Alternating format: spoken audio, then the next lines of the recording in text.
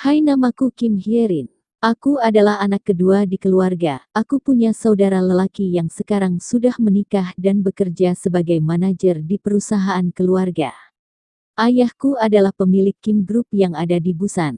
Sedangkan ibuku pemilik butik di Street Myeongdong dan sekarang sedang naik daun karena jalan yang ramai dan lokasinya strategis. Hari ini Hyerin dan ibunya pergi ke pasar, seperti biasa semua dikerjakan sendiri tanpa bantuan asisten rumah tangga. Aku ingin bekerja, kata Hyerin pada ibunya yang sedang sibuk memilih sayuran. Istirahat dulu Rin, kamu baru lulus kan? Nanti saja kerjanya. Ibu memang tidak pernah memaksa Hyerin tapi ia tahu apa yang terbaik untuk anaknya.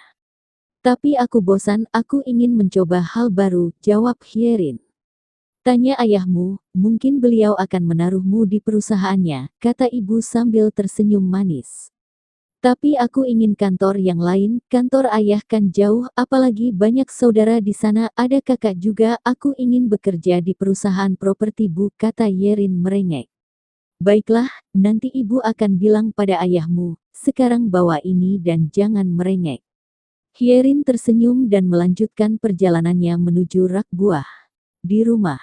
Saat pulang ke rumah Hyerin dan ibu tampak kaget ketika banyak orang berjas yang duduk di sofa. Ada tamu ya? Ibu Hyerin mencoba ramah, tapi dari raut wajah ayahnya Hyerin tampak kegelisahan. Permisi, ayah Hyerin langsung menghampiri Hyerin dan ibunya. Ada apa? Tanya ibu. Kita bicara di kamar saja, jawab ayah. Mereka bertiga naik ke lantai atas, kamar ayah dan ibu. Di kamar ayah ibu, ada apa? Mengapa banyak orang?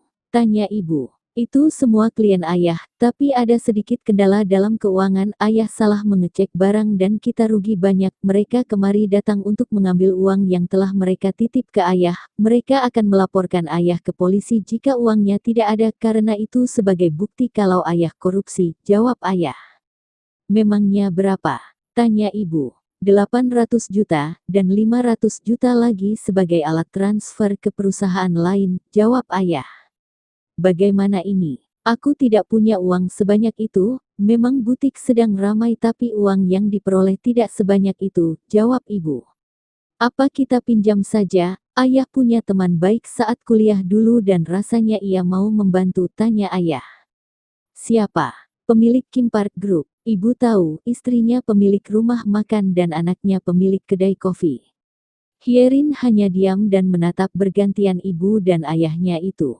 Baiklah, sekarang ayah akan menyuruh mereka pulang, lalu ayah akan pergi ke perusahaan teman ayah. Semua klien itu sudah pulang, ayah dan ibu juga sedang pergi ke kantor temannya. Hyerin sendirian di rumah, ia bingung, ia berpikir akan melakukan sesuatu tapi ia tahu kalau itu tidak akan membantu. Apa aku pergi cari kerja saja ya? Tidak usah minta izin, aku akan bekerja besok. Hyerin bermonolog. Keesokan harinya.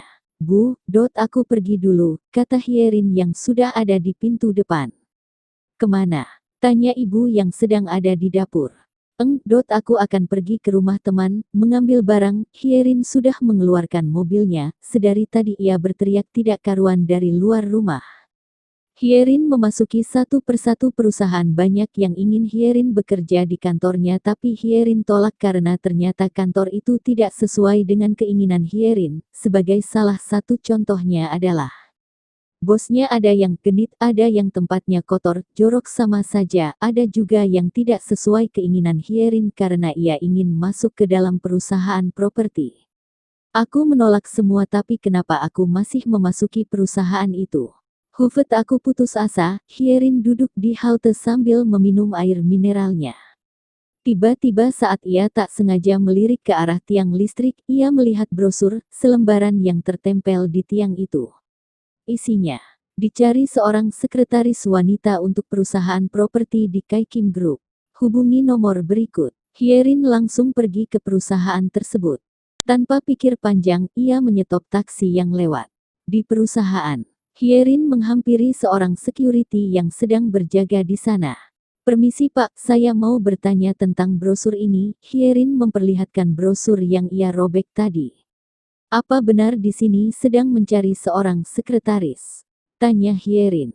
Benar, bos kami memerlukan seorang sekretaris wanita. Kalau ingin tahu lebih lengkapnya Anda bisa masuk dan bertanya pada administrasi yang ada di dalam, jawab security. Baik Pak, terima kasih. Hyerin langsung masuk ke dalam. Tak perlu lama, Hyerin pun berhadapan dengan seorang manajer kantor karena bosnya sedang ada keperluan. Ia langsung diinterview sekitar 25 menit. Hasilnya akan keluar besok. Hyerin pun pulang. Saat pulang, Hyerin kaget karena ada 2 buah mobil berwarna putih dan hitam terparkir di depan rumahnya. Ia pun masuk ke dalam rumahnya. Didapati seorang lelaki yang sekiranya berumur 50 tahunan dan seorang wanita yang tampak seumuran dengan ibunya. Ada juga seorang pemuda yang duduk sendiri sambil menatap layar ponselnya. Hyerin, ayo kemari, kata ibu Hyerin. Iya bu, Hyerin langsung duduk di sebelah ibunya. Mereka siapa bu? Tanya Hyerin. Paman itu teman ayahmu, itu istrinya dan ini anaknya. Ibu Hyerin memperkenalkan ketiga orang itu. Hyerin tahu kalau mereka datang pasti karena urusan uang perusahaan. Cepat beri salam, kata ibunya Hyerin. Hyerin langsung berdiri dan membungkuk untuk mengucapkan salam. Kamu cantik sekali, berapa umurmu? Tanya wanita itu. Umurku 22 tahun tante, kata Hyerin. Wah, serasi kalau berpasangan dengan Jongin. Siapa Jongin? Tanya Hyerin bingung tapi ia masih senyum bego. Ini anak saya namanya Kim Jongin. Jongin lihat dia, wanita itu menyuruh anaknya menatap Hyerin tapi malah sibuk dengan ponsel. Jongin. Ah iya. Jongin kaget sehingga langsung menatap ke arah Hyerin. Beri salam padanya, perintah ibunya. Hai, hanya itu. Dan Hyerin pun tersenyum membalas sapaan Jongin. Baiklah, ini surat yang aku ketik sendiri, mohon dibaca lalu ditandatangani di bawah materai ini. Ayah Hyerin baru saja tiba dari kamarnya, ia membawa sepucuk surat perjanjian.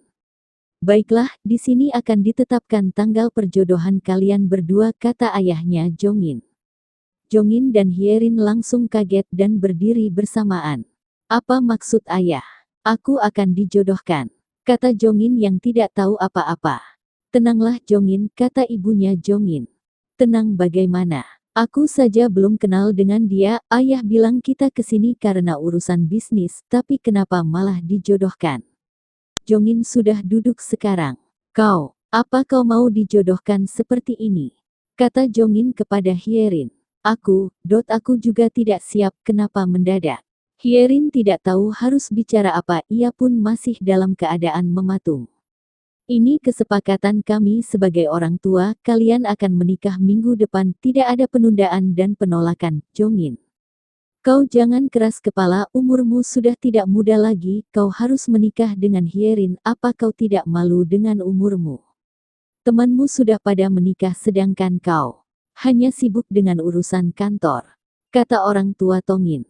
Maaf, apa ini ada hubungannya dengan uang yang dipinjam ayah? Apa aku dijual sebagai pengganti uang itu? Hyerin mencoba untuk mencari penjelasan. Bukan sayang, ini memang rencana kami sejak lama, sejak kalian kecil kami sudah melakukan persetujuan untuk menikahkan kalian kelak, sekarang umur Jongin sudah 25 tahun, umurmu juga sudah memasuki kepala 2, tidak ada salahnya kan? Kata ibu Jongin yang mampu membuat dua orang itu terdiam. Baiklah, beri aku waktu untuk mencerna ini semua, aku akan kembali ke kantor, kata Jongin lalu berlalu pergi tanpa pamit ke orang tuanya dan orang tua Hyerin. Maafkan Jongin ya, dia memang sedikit keras kepala, kata ibunya Jongin. Hyerin sedang ada kamarnya, kebetulan sudah jam 8 malam, ia sedang memikirkan hal yang menimpanya barusan.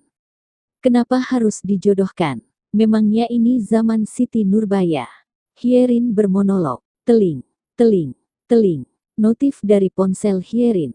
Kai Kim Group. Kepada Kim Hyerin, selamat. Anda telah diterima bekerja di perusahaan kami, mohon bantuannya. Hua. Yes. Akhirnya aku diterima. Hyerin melompat di atas kasurnya, ia begitu senang, ia tidak menyangka kalau ia akan diterima di perusahaan itu. Aku akan memberikan kualitas yang terbaik saat bekerja nanti. Hyerin pun tidur karena ia akan bekerja mulai besok.